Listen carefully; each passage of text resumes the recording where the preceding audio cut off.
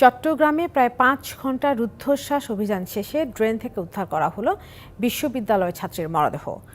আমি সিটি কর্পোরেশনের কাছে জানতে চাই, এই ৭০ ফিট কি ময়লা আবর্জনায় ভর্তি ছিল?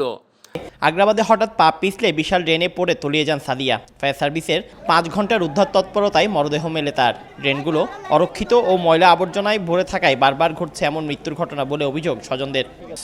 এক্সকেভেটর দিয়ে আমরা মাটি কি খুশি, আমার ডুবুরি প্রায় ২০ মিনিট পরে ওকে শ্বাস করে থেকে নিয়ে এসে প্রায় ৭০ ফিট ভিতরে চলে গেছিল। প্রায় ৫ ঘন্টা অভিযান শেষে রাত ২:৩০টার দিকে সাদিয়ার লাশের খোঁজ মিলে। উদ্ধারের পর তার দেহটি স্থানীয় ইসলামিয়া হাসপাতালে নেওয়া হয়। সেখানে কর্তব্যরত চিকিৎসক তাকে মৃত ঘোষণা করেন। মৃত ঘোষণা করবেন তো কারণ দীর্ঘ প্রায় ৫ ঘন্টার পর এভাবে ৭০ ফিট নিচে তার দেহ চলে যাওয়ার পরে সে কি আর বেঁচে থাকতে পারে? ফায়ার সার্ভিসের পরিচালক ফারুক হাসান জানান, ২ কিলোমিটারের বেশি ড্রেন, এক্সকেভেটর দিয়ে মাটি ও ময়লা সরিয়ে ডুবুরি দল ড্রেনে নেমে দীর্ঘ সময় চেষ্টা করার পর তার লাশ উদ্ধার করা হয়েছে। ২ ভাই ২ বোনের মধ্যে নিহত সাদিয়া চলে যাওয়ায় পরিবারের মধ্যে শোকের মাতম।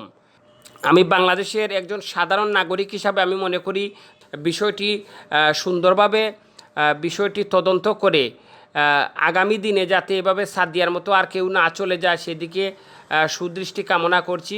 এবং এর আগে আমরা জানতে পেরেছি ২৫ আগস্ট আরেকজন মানুষ এইভাবে পা পিছলে পড়ে যায়, কিন্তু তার লাশ এখন পর্যন্ত উদ্ধার হয়নি, তাকে এখন পর্যন্ত পাওয়া যায়নি। তাই মনে করি আমাদের নিরাপত্তার কথা চিন্তা করে বাংলাদেশের সকল জনপ্রতিনিধি, পৌরসভা, সিটি কর্পোরেশন সহ সর্বাধিক দিয়ে মানুষের নিরাপত্তা চিন্তা ধারণা করে এই যাতায়াতের রাস্তাটা এভাবে ঝুঁকিপূর্ণভাবে রাখবেন না।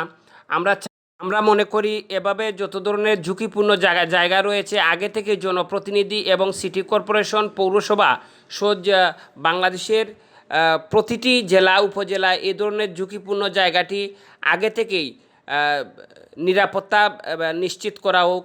আগে থেকেই হয়তো গাইডওয়াল অথবা বেড়া অথবা যে কোনোভাবে যাতে একজন মানুষ পা পিছলে এভাবে ৭০ ফিট নিচে না চলে যায়।